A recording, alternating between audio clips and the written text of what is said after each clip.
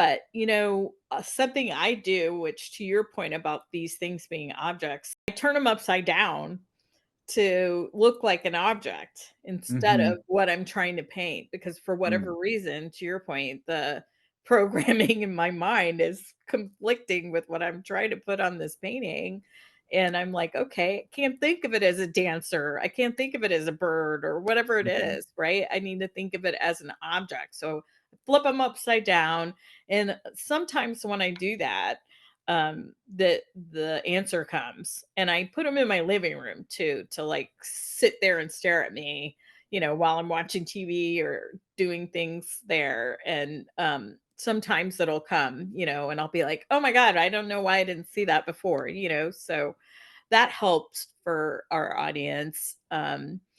And what Yeah. you do too, that's awesome.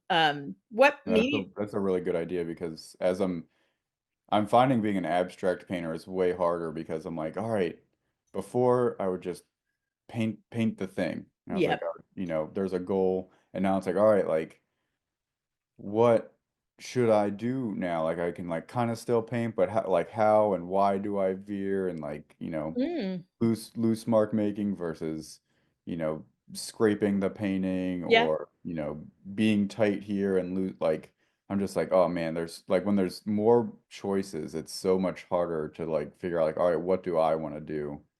Um, Yeah, and my mentor, he's like, "April, you have to get out of your own way, like, put yourself aside and yeah, let it come through," and I'm like, "I don't know how to." Like, I'm still judging, to make the yeah, decision of what I'm gonna use to do it, so it's hard for me to get that free. I think, I understand what he's trying to say, just, I don't know if I'm there yet, but I think, you know, what you're saying is true. Like anybody can be a copier of objects, right? But you're putting your artistic spin on it and your interpretation, and that's where the art is.